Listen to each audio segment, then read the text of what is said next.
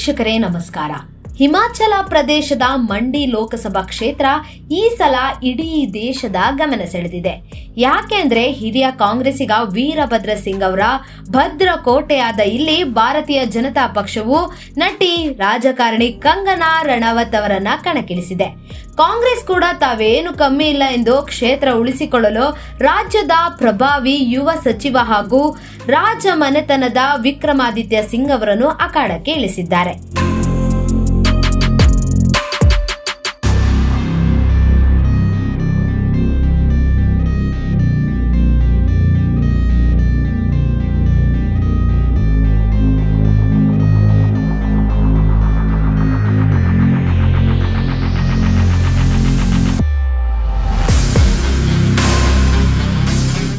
ಹೀಗಾಗಿ ಈ ಚುನಾವಣೆಯು ಝಾನ್ಸಿ ರಾಣಿ ಲಕ್ಷ್ಮೀಬಾಯಿ ಪಾತ್ರ ನಿರ್ವಹಿಸಿದ್ದ ಸಿನಿಮಾದ ರಾಣಿ ಹಾಗೂ ಹಿಮಾಚಲದ ರಾಜನ ನಡುವೆ ಯುದ್ಧ ನಡೆಯಲಿದೆ ಎನ್ನಲು ಯಾವುದೇ ಅಡ್ಡಿಯಿಲ್ಲ. ಬಿಜೆಪಿ ಈ ಸಲ ಕಂಗನಾಗೆ ಟಿಕೆಟ್ ನೀಡಿ ಅಚ್ಚರಿ ಮೂಡಿಸಿತು. ಇದು ಕಾಂಗ್ರೆಸ್ ಅನ್ನು ಗೊಂದಲಕ್ಕೆ ಈಡು ಮಾಡಿತು.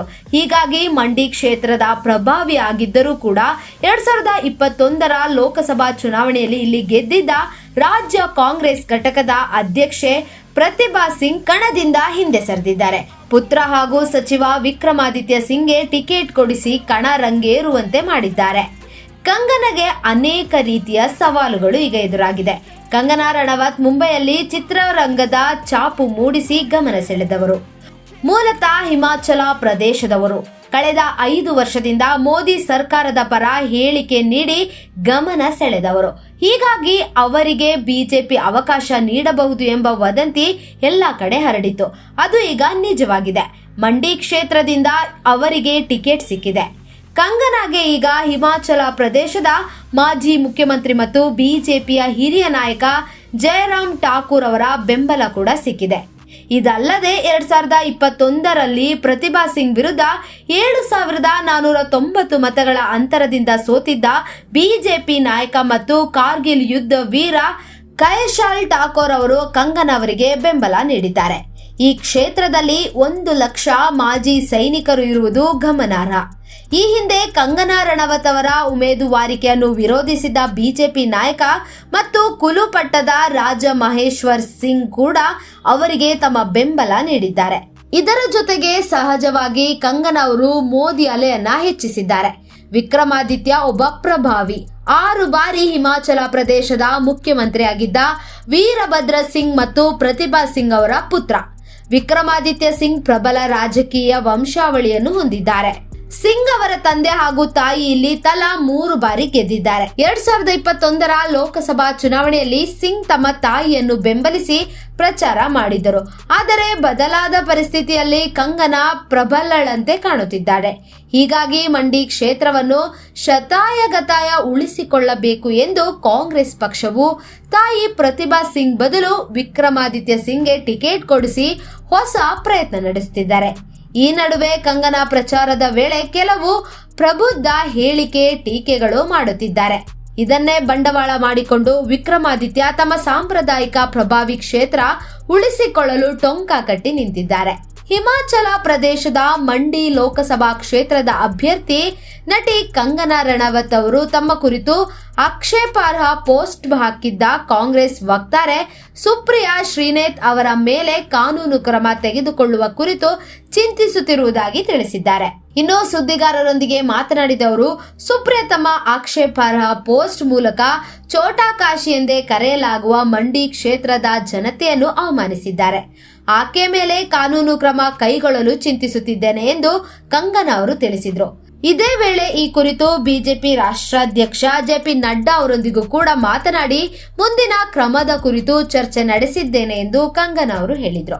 ಇನ್ನು ಸುಪ್ರಿಯಾ ತಮ್ಮ ಇನ್ಸ್ಟಾಗ್ರಾಂ ಖಾತೆಯಲ್ಲಿ ಕಂಗನಾಗೆ ಮಂಡಿಯಲ್ಲಿ ನಿನ್ನ ರೇಟ್ ಎಷ್ಟು ಎಂದು ಪ್ರಶ್ನಿಸಿದ್ದಾರೆ. ಇದು ಅತ್ಯಂತ ವಿವಾದಕ್ಕೆ ಕಾರಣವಾಗಿದೆ.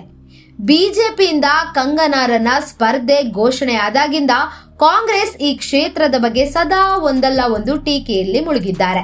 ಕಾಂಗ್ರೆಸ್ ವಕ್ತಾರೆ ಸುಪ್ರಿಯಾ ಶ್ರೀನೇತ್ ಅವರು ಮಂಡಿಯಲ್ಲಿ ಈಗ ರೇಟ್ ಎಷ್ಟು ಎಂದು ಪ್ರಶ್ನಿಸುವ ಮೂಲಕ ವಿವಾದಾತ್ಮಕ ಸೃಷ್ಟಿಸಿದ್ದು ಬೆಳೆಯುತ್ತಾ ಹೋಗ್ತಾ ಇದೆ ಈ ವಿವಾದ.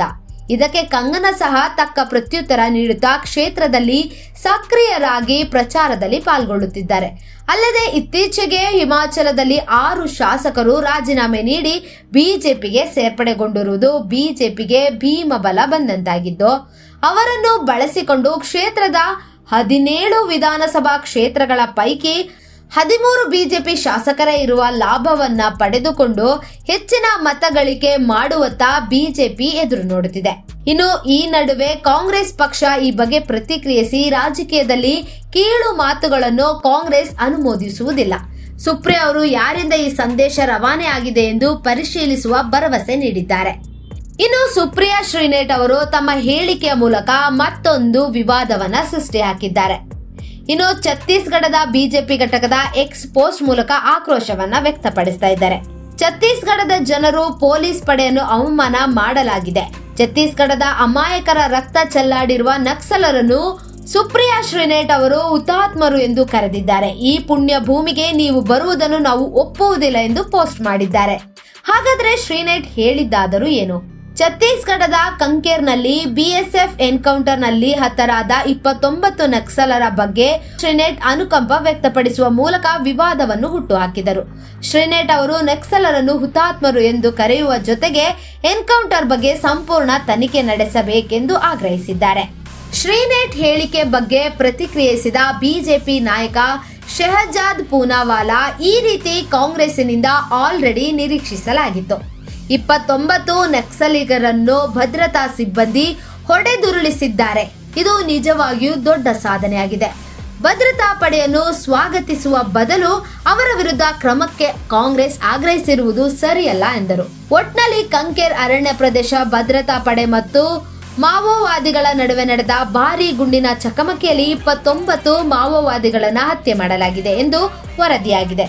ಘಟನೆಯಲ್ಲಿ 3 ಭದ್ರತಾ ಸಿಬ್ಬಂದಿ ಗಾಯಗೊಂಡಿದ್ದಾರೆ.